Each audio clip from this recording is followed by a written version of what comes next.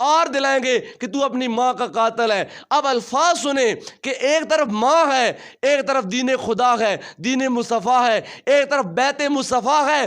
ماں کہتی ہے بیٹا خدا کو چھوڑ دے، مصطفیٰ کو چھوڑ دے، اسلام کو چھوڑ دے، اپنے ابا و اجداد کے دین کو اختیار کر لے۔ تو آپ کہتے ہیں لو کانت لکا الف نفس فخرجت نفسا نفسا ما ترکت دینی ھذا لشیء۔ کہا اے میری ماں تو ایک جان کی دھمکی دے رہی ہے کہ میں مر جاؤں گی، اور جب مر جاؤں گی تو دنیا مجھ کو آر دلائے گی، تانے دے گی اور برا بھلا کہے گی۔ اے میری ماں یہ تو ایک جان کی بات کرتی ہے۔ لو کانت لکا الف نفس، اگر تیرے اندر 1000 جانیں آئیں، یعنی تو مرے تجھ کو دوبارہ زندہ کیا جائے، تو پھر مرے تجھ کو دوبارہ زندہ کیا جائے، تو پھر مرے، حتیٰ کہ تیرے اندر 1000 بار زندگی ڈالی جائے اور تو 1000 بار اس بات پر مر جائے کہ میرا بیٹا واپس دین چھوڑ کر آ جائے۔ کہا فخرجت نفسا نفسا، اور ہر جان ایک ایک کر نکلتی رہے۔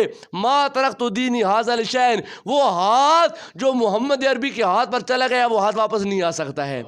فرمایا اب میں دین اسلام کو نہیں چھوڑ سکتا ماں، میری مجبوری ہے کہ میں نے اب اس کریم کے ہاتھ میں ہاتھ دیا ہے جس نے ہمارا ہاتھ پکڑا ہے، خدا کے ہاتھ میں دے دیا ہے، اب یہ ہاتھ واپس نہیں آ سکتا۔ جناب ابوبکر صدیق رضی اللہ تعالیٰ عنہ صحابہ کرام میں بیٹھے تھے نا، تو کسی صحابی نے کہا کہ ابوبکر تم کو خدا سے زیادہ پیار ہے یا مصطفیٰ سے زیادہ پیار ہے؟ اب یقینی بات ہے اگر میں آپ سے پوچھوں یا آپ مجھ سے پوچھیں، ہم تو یہی کہیں گے نا کہ خدا ہمارا خالق ہے، خدا ہمارا مالک ہے، خدا ہمارا رازق ہے، ہماری زندگی اور موت خدا کے ہاتھ میں ہے۔ حضور صلی اللہ علیہ وسلم اللہ کے محبوب ہیں، اللہ کے پیغمبر ہیں، اللہ کے رسول ہیں، لیکن پھر بھی اللہ کی مخلوق ہے۔ خدا خالق ہے اور سرکار اللہ کی مخلوق ہے، تو لہٰذا ہر ایماندار یہ کہے گا کہ مجھ کو اللہ سے پیار پہلے ہے اور اللہ کے بعد اللہ کی نسبت سے اللہ کے رسول سے پیار ہے۔ لیکن سوال کرنے والے نے آپ کی رگ کو پکڑا، کہا ابوبکر ذرا یہ تو بتاؤ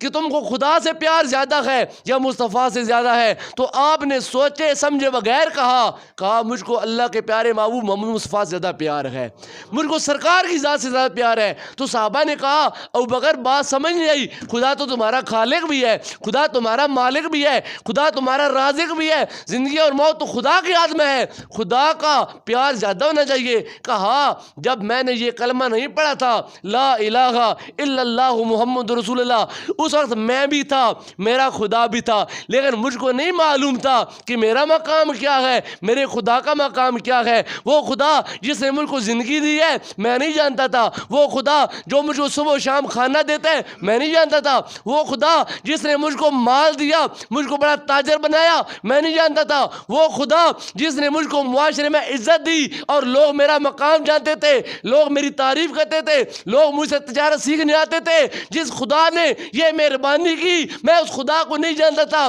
صدقے جاؤں محمد کی ذات پر، جب محمد کی ذات نے اعلان نبوت کیا اور مجھ کو ان کا رفیق بنایا، اور جب میں سرکار کی ذات سے ملا، ایک ہاتھ مصطفیٰ کے ہاتھ میں رکھا، ہاتھ رکھنے کی دیر تھی، خدا کی بھی سمجھ آ گئی، اپنی ذات کی بھی سمجھ آ گئی ہے۔ کہا من عرف نفسہ فقد عرف ربہ، جس نے اپنی ذات کو پہچان لیا اس نے خدا کو پہچان لیا، اور اپنی ذات کی پہچان اس وقت ہوئی جب میں نے یہ کہا لا الہ الا اللہ محمد الرسول اللہ۔ محمد ہیں متاع عالم ایجاد سے پیارے، پدر مادر برادر جان و مال سے پیارے، محمد کی غلامی دین حق کی شرط اول ہے، اسی میں ہو اگر خامی تو سب کچھ نامکمل ہے۔